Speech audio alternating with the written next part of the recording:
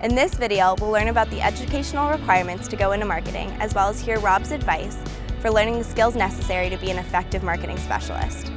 So what kind of education do you need to go into what you went into? It does help you to have a bachelor's degree in order to get your first entry-level job. I have a bachelor's from UCLA, a bachelor's of the arts in psychology, not in science.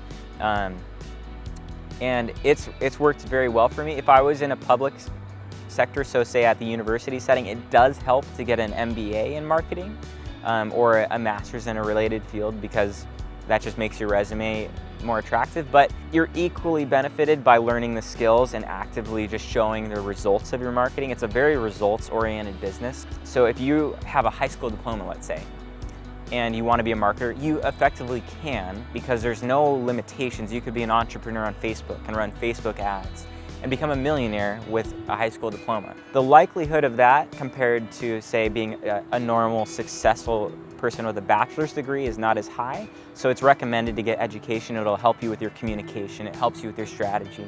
You know, it's a lot of self-learning. Like my marketing career has been self-taught from the skills standpoint.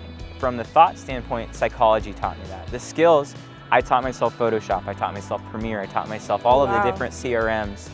And that was based on a need. So I figured out, okay, this is how we're gonna get our campaign complete, is through this skill. So I need to know how to do that. That's more of my learning strategy. I would go on YouTube for hours and hours and hours and learn, okay, here's how you would compose a shot better, or here's how you would send a more compelling email. Schools will offer those as well. So if you're in a master's marketing program, it'll teach you some of those marketing skills.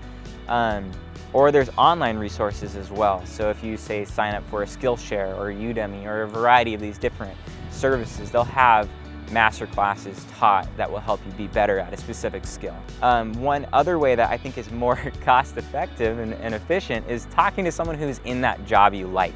And what skills do you have?